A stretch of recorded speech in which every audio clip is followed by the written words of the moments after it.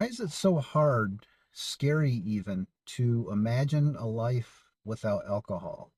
This subject really is something that strikes a nerve with me. I talked about my experiences in my previous video about being lonely and how a lot of us struggle with loneliness and connection when we're stuck in our addiction. Today's topic is, why is it so scary to let go of alcohol, or why even thinking about the prospect of losing our crutch is so scary. My name's Josh, living life alcohol free. This video is really close to my heart. Drinkers, we become accustomed to living with alcohol. We become accustomed to the ritual of drinking. A lot of us isolate.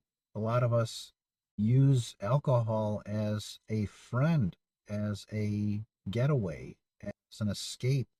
Thinking about the future and wishing that we weren't in this pain, in this loop, in this addiction can be a scary proposition, can be very scary. It'll keep you in the loop, quite frankly, because why quit? I mean, if we're not facing any health issues or any consequences of any kind, or minimal ones that aren't causing us day-to-day problems and we're able to function properly, why give it up?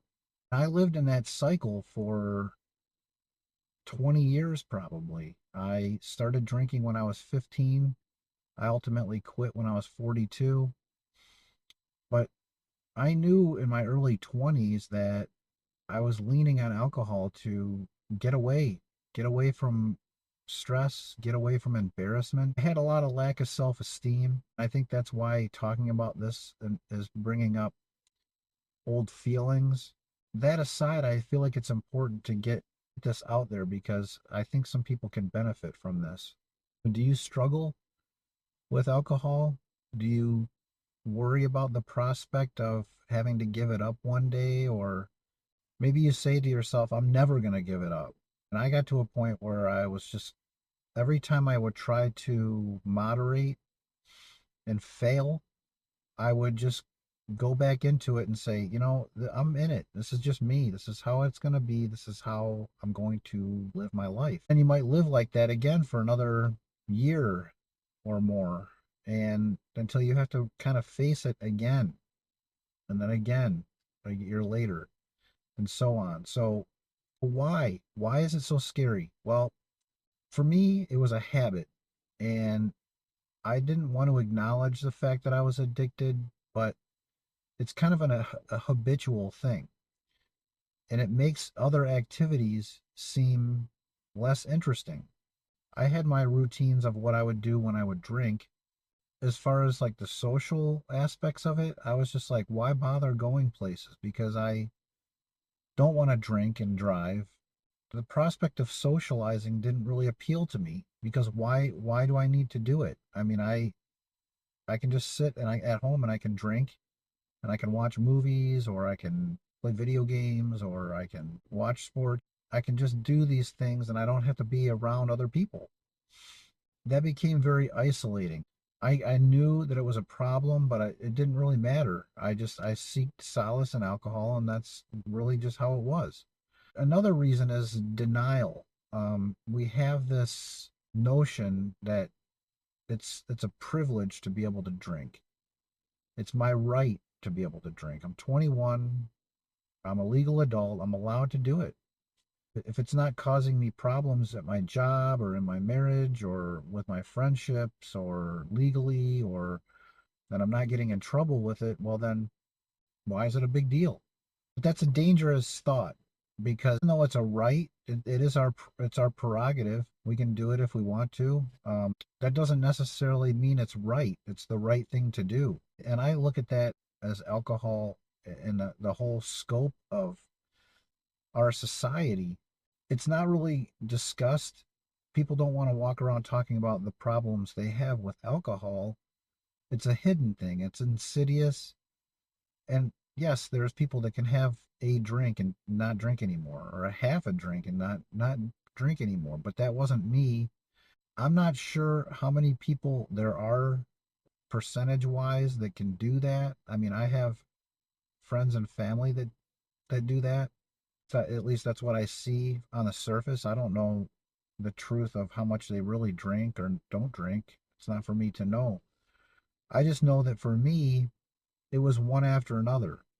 Thinking that just because I don't have a problem with it doesn't necessarily mean I don't have a problem with it. Acknowledging that is difficult. Denial is really a big deal. Boredom, a lot of times I would say, no, there's nothing to do.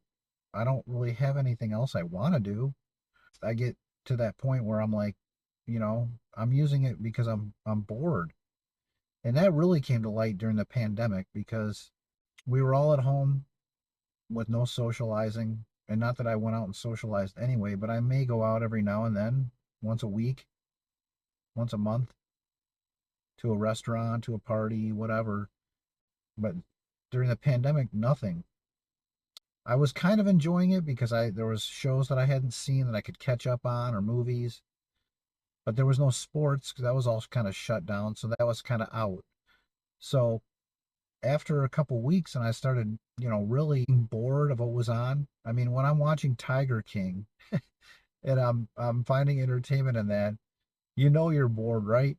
Seriously, I once that show was done and I ran out of kind of shows to watch, I was like, this is boring. And I would have like a bender every week. I would go like 5, 6 days in a row drinking, and then I would take a day or two off because I just didn't feel good anymore. I started to get bored, and I got to a point where I was like, is this all there is? I don't even like this feeling of being like buzzed or drunk right now. Is this it? Like, is this gonna be the future? How long is this gonna last? I don't find this enjoyable anymore. And so that's when I really started to question that. Boredom ended up being a plus for me. I know a lot of people worry that after they get sober and they're bored, they're going to relapse, and that is a concern. If there's time to get some distance from alcohol, whether you're going to rehab or you're taking a week or two off of work, or you're not socializing on purpose so that you can steer clear of alcohol and getting rid of it in your house, whatever you're trying to do, it's going to be beneficial to not have it around for a little while and see if you can find other things to do when you feel bored. Sobriety can be a scary proposition for someone who's been drinking for a long, long time, like I did. And because thinking about having to process emotions properly without alcohol is scary. It really is scary. It's not something that we can do if we're drinking a lot, if we're isolating, if we're using alcohol to cope with life. We don't know what it's like to process information, process life properly, and emotions, and grieve things that we're losing. I think any kind of number of things that we are trying to process that we would normally drink through, it can be scary to think about doing. There's benefits to sobriety. So what are they? Well, everything is a benefit, in my opinion. I've grown to be more self-aware. I know things that I can eat that won't make me sick because I'm not drinking alcohol, and that's not masking the other things. Sometimes if you are drinking and you have reactions to certain foods or things like that, you think it's the alcohol when really it's foods or situations that you're in, stressful situations. But you can be more self-aware. I can be more self-aware in my day-to-day basis, and that helps. I can make better connections with people because I'm my authentic self. I don't need alcohol to mask anything. I don't need alcohol to help me deal with something. I don't need it to help me be someone I'm not. All those things go a long way in living a peaceful, 100% alcohol free life. to a point where you're just like, I don't really even need alcohol anymore. It's better without it. It's easier to identify these toxic patterns in our life, things that aren't good for us, that as drinkers we know that aren't good for us, but we do it anyway because it's just life. I'm used to making bad decisions. I was used to making bad decisions as a drinker. I didn't necessarily get in trouble over them. I mean, my mouth probably got me in trouble more than anything. uh, I don't need to do that anymore. And I don't need to say every little thing. And I don't need to feel justified for how I feel about things anymore. It's like a self esteem, self regulation, self boundaries, and just improved clarity on everything. I've got a group, Sobriety in the Storm. It's on Facebook. Come on over. I'll pin the link in the comment section below. Group of like minded people just like us, and we're there 24/7. So come on over. If you found any value in this video, like and subscribe. I'd be honored. Go back and look at some of my other videos. My previous video, like I said, is about loneliness, and loneliness is a big deal. So that does help to get sober, find people, and have camaraderie in your sobriety. Stay tuned for the next video I'm going to post, and I hope to see you soon. Have a great sober day, everybody.